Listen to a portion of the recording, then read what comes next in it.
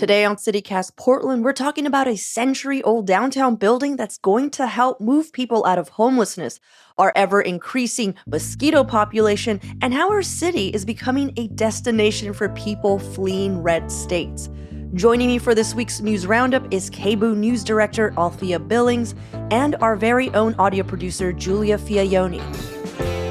It's Friday, July 7th. I'm Claudia Meza, and this is what Portland's talking about. Althea, Julia, thank you so much for joining me for this news roundup. Thanks for having us. Hey, how's it going? Yeah, welcome back, Althea. You know, I was thinking, Julia, that we're really going to need one of those Indiana Jones, like, bullwhip noises for every news roundup. So whenever any of us says roundup, we just hear whoosh. That would be beautiful. I love that.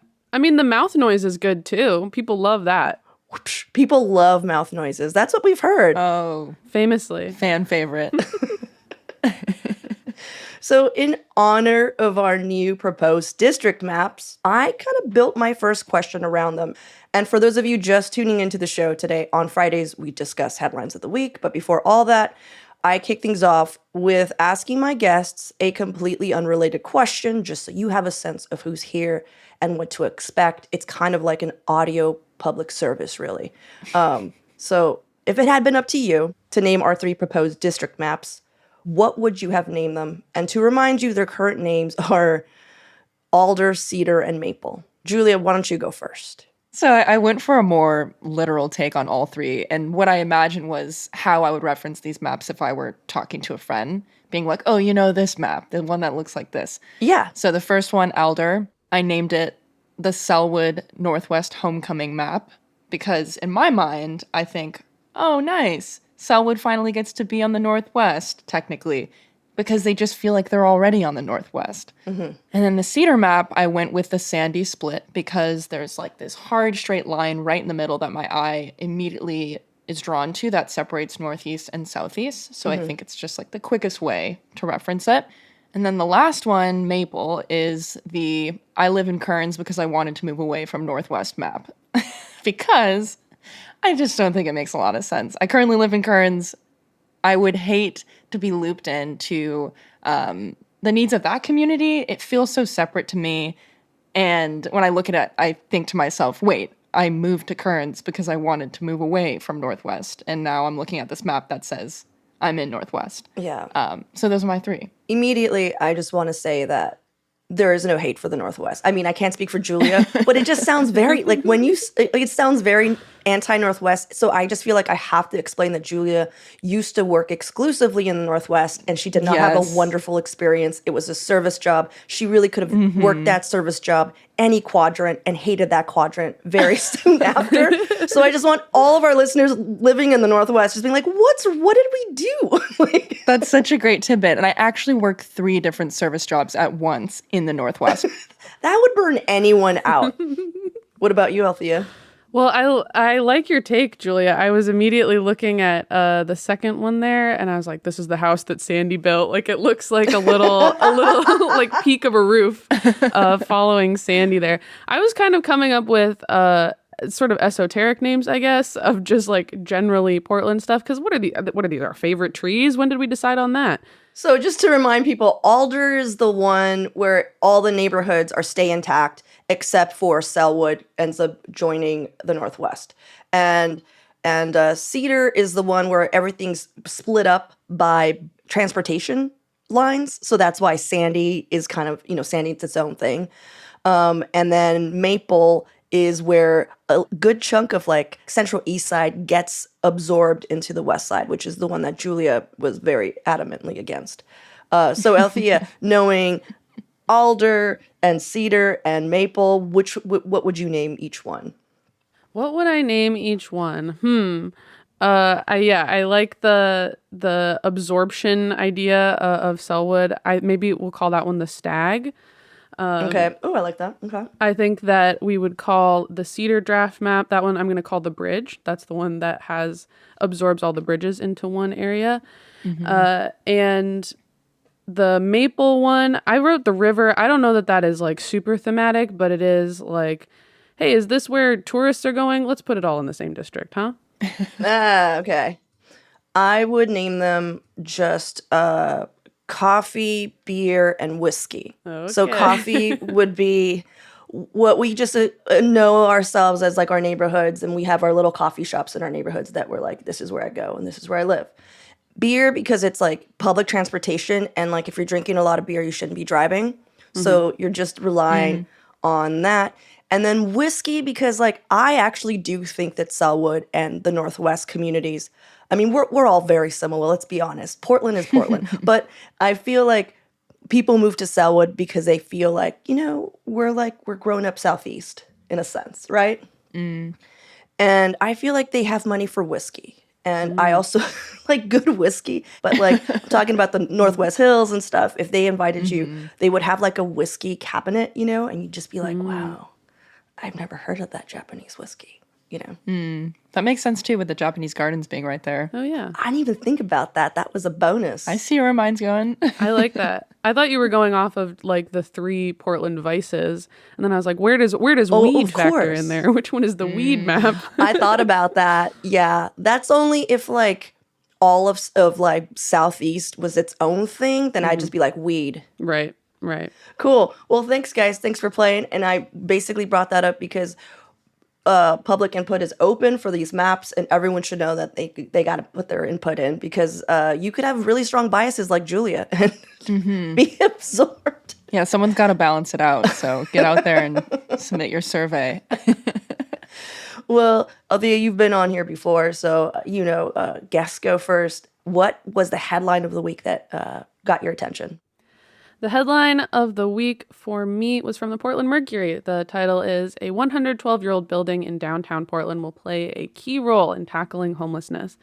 And this article talks about the Fairfield Apartments on Southwest Harvey Milk Street and 11th Avenue in downtown Portland, and how it is going to be used to create low-income housing coming in like the beginning of 2025. It's a super old building that's being gutted right now and renovated to become ultra affordable housing that is aimed at serving Black Portlanders who are coming out of homelessness, and also has like a preference for women and LGBTQ folks who need stable housing. And it's this partnership between the City Housing Authority, right, Home Forward, the Urban League of PDX. It also scored some federal funding to get it going in there, and it's part of this right housing first approach, which is, hey, let's get people stably housed and then work on getting connected to services and employment and stuff like that. And it's looking to be able to house about 75 people, making less than $7,000 a year. So that's 30% of the city median income. And it'll have support services on site. It's going to be mostly single rooms and a few studio apartments as well, with like mixed use space on the bottom floor for retail and stuff. And it's a great location. Yeah, I mean, I feel like this is a good. It's incorporating what a lot of like homeless advocates and activists have been saying, that like when you transition people out of homelessness, they need to be in more of a peer supported group. They can't just be thrown into like any old apartment, and there needs to be services on site to continue their rehabilitation of whatever it is. Because, a lot of, not every homeless person, but a lot of homeless people have substance abuse issues or PTSD or, some other things they need to work through. Yeah, and this also comes on the heels of another Urban League affordable housing project that opened in North Portland recently, the Hattie Redmond Apartments, which is, being celebrated as part of this, solution, getting people off the streets of this housing first approach. Yeah. Yeah, the first thing that comes to mind for me is I wonder if there are certain like time-related goals with people transitioning into that housing and then eventually, hopefully, out of that housing into more sustainable options, so that people who are in different situations can also come back in. And I wonder if there is a plan for that at this point, because as we all know, there aren't enough affordable housing options for everybody. So to have that like long-term scope would be helpful in this case. Do you know anything about that, Althea? I guess I'm not too sure about what their specific stipulations about the turnaround time. Like, do you get a year lease and then you're out kind of a thing? Because, you know, especially for affordable housing and trying to meet people's needs, it feels bad to be like, okay, well, you had affordable housing for a year. Yeah, that too. Get back out there kind of a thing. But I do think that that's important to incorporate, especially when you see backlash from people who are like, why are we spending millions of dollars retrofitting an apartment building? Or like, why are we spending our money on this just to house 75 people? I think you also have to have that longer term scope of, you know, it's 75 people as of this month or like this year, but moving forward that continues to be like a resource that previously the city and the county didn't even have access to leverage for people. That makes a lot of sense.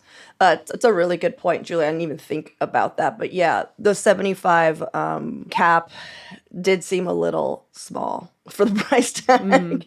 But I assumed it was also because there was going to be so much on-site care. Yeah. And that makes sense. I currently live in a 100-year-old building myself that's been regularly maintained over the years, so I can't imagine what the type of construction that's necessary to getting this building up to code and ready for people to live in. So I can understand the price point. Yeah, the other thing to note here is that 66 of the rooms are just single rooms. And so there's shared kitchen, shared living space, like shared computer access and stuff like that, which is fabulous for the price point for the individual, obviously. But I think also that kind of shared living situation, probably most folks don't want to stay there super long term in that setup. And that, you know, a one bedroom is probably where, or a studio is where most folks would want to graduate to after a period of time. Well, Julia, what is your headline? So my headline comes from Catherine Chu Hamilton from Portland Monthly, and they reported that a few weeks ago, Multnomah County was seeing 5 times the amount of mosquito population that is typical for this year. And it's not even peak mosquito season yet. That doesn't hit for a couple more weeks. So I'm going to get into a little bit of why that is happening and what we can do about it in the meantime. So first off, due to, quote, some regulatory issues that are outside of the county's control, unquote, the county was unable to treat large areas with BTI, which is a natural bacteria that kills mosquito larvae.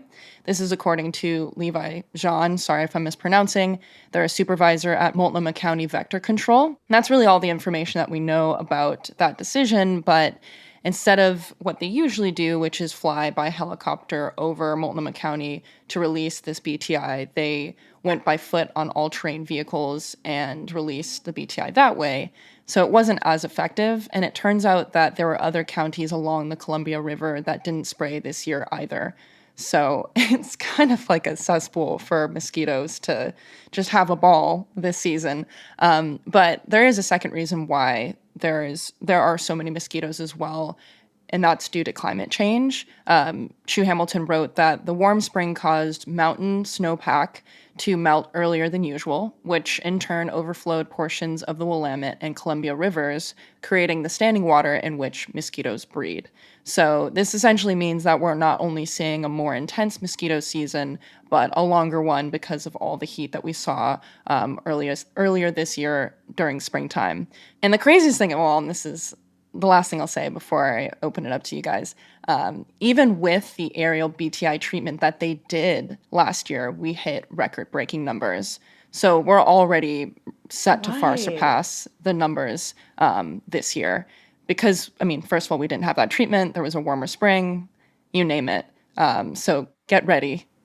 Yeah. Althea, you're born and raised Northwest, right? Mm-hmm. And correct me if I'm wrong, but one of the beautiful features of the Northwest, aside from, you know, all its vast beauty, is that you guys don't really have mosquitoes, right? Like it's not a, I mean, if you go to a swampy area, there's going to be mosquitoes, but it's not like a general thing. Like, because I've been living in the Northwest since 2001, and mosquitoes are so rare, like to get bit. So this is really bummer news for me. Mm-hmm. I think yeah, just for me, not anyone else, just me personally. Multnomah County didn't spray just to hurt my feelings, and I don't like that they did that. Yeah, no, exactly.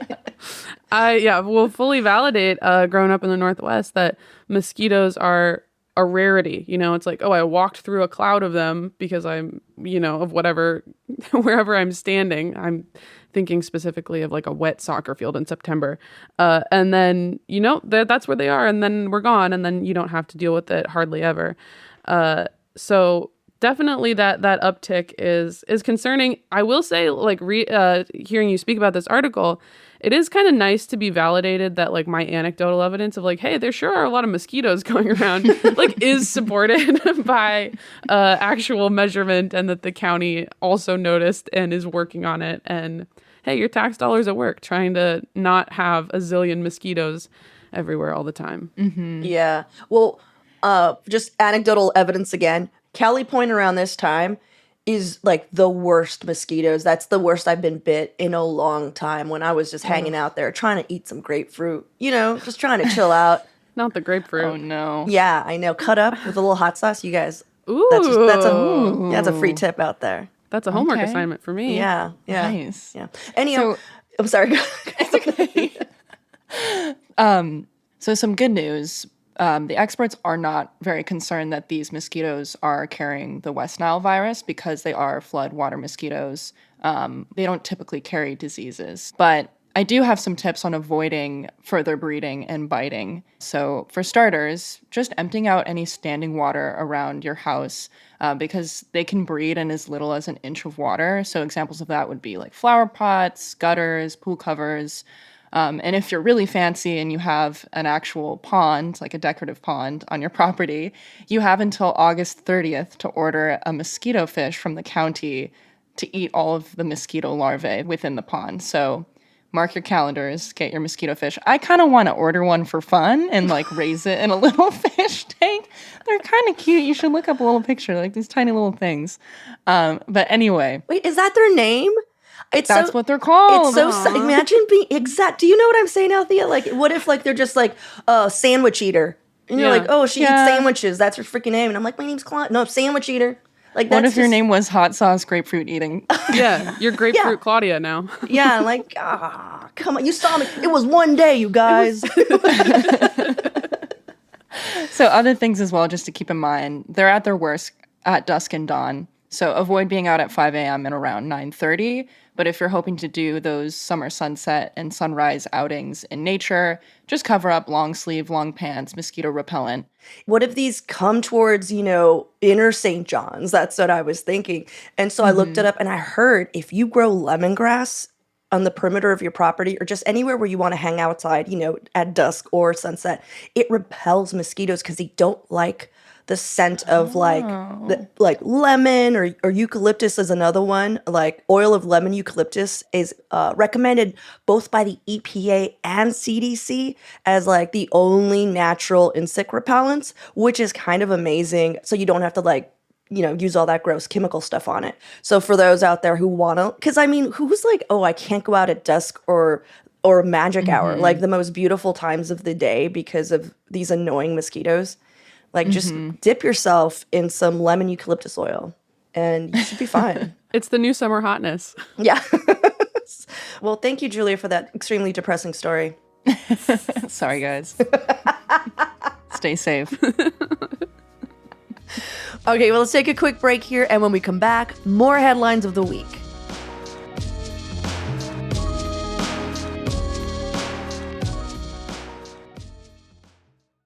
My headline is, it was really hard to decide because there was so much going on. The fact that like Damian Lillard is asking to be moved, even though we've covered his extreme loyalty and we've had like people come on and just be like, he's never going to leave us. And, but then I was like, is Julia or Althea really going to give a crap about me talking about Damian Lillard to myself? And I was like, this is going to be a game of handball.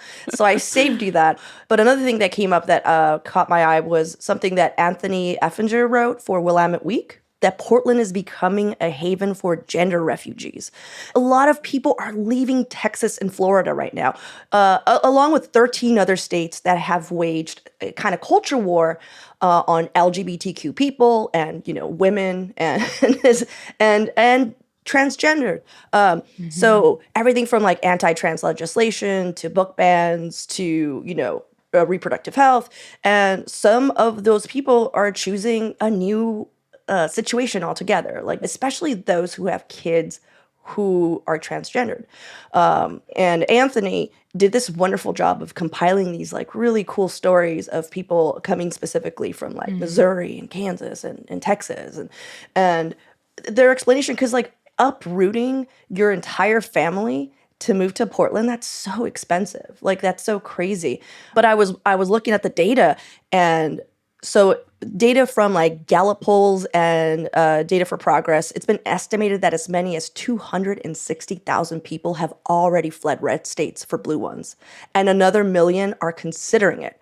And so there is this like queer rights researcher named Erin Reed, and they calculated that if this trend continues, that we may witness the largest domestic migration crisis since the Dust Bowl. And that is mind-boggling. Yeah, I was thinking the same thing while reading that. I had to look up when the Dust Bowl was, and it was sometime in the 1930s. But I just thought to myself that it's wild to me how, like, just simply how people are treating one another and the policies that are made out of that can have the same effect as a severe, life-altering, agricultural damaging dust storm. Like, those things are now on the same plane. Like, that's being compared. Because it's safety. It's safety. Yeah, it's a safety thing. You're so right. It's about it's about being able to live. And like one of these families, a story that's stuck in my head is that this family from Texas, they were just like, yeah, we came here to check it out. And our 15-year-old daughter was able to ride the bus by herself to the Japanese garden from our Airbnb. And we didn't even like once go, is she going to be okay? We just knew she was going to be okay. And that feeling alone was like, we're moving to Portland. And it made me realize that, like, I mean, we've always said, like, Portland's so gay. And, you know, yes, we are very gay. But the tolerance in Portland is just different. It's a different feeling than when you go to even larger cities. You know, like, I don't think once about seeing people, you know, of the same sex or whatever, holding hands. And you're just like, whatever. Like, it doesn't, I feel safe. I don't know. It made me feel grateful in a way that I haven't felt about Portland in a little bit, you know? Yeah, I think sometimes it takes an outsider's perspective to like see things clearly or see exactly what it is that Portland does offer for people. I know I was kind of considering this headline in opposition to some that we were seeing a few weeks ago of like some of the top earners are leaving Multnomah County and they're taking their millions of dollars with them. And it was like, oh no, what do we do to keep these $1 million havers in the county or whatever? And bellyaching about that a little bit. So it's interesting to consider it in this way, and that it is such a serious thing that people are having to consider. I'm a little young to remember the Dust Bowl, but just a little, just a little young. I, on the other hand, remember the Dust Bowl. Still got it in the lungs. Yeah. But yeah, that there are these things that Portland has to offer to people, and that, you know, folks who live here, maybe we take it for granted that is the norm, and that it isn't even a question that, you know, same-sex couples have the same rights and don't get questioned or harassed on the street. And I guess that's not to say it never happens, because I don't want anybody to email in and start saying that, well, sometimes bad things do happen, because that's definitely true. But, you know, even just like looking at, you know, this sort of conservative wave of culture war, that how this sort of anti-LGBT aspect doesn't even really have its grips in Portland at all. Like, that there is very little movement on that whatsoever. And even, you know, the book banning that they were trying to do down in Canby got pretty shut down. Yeah, exactly. Yeah, Althea, for sure.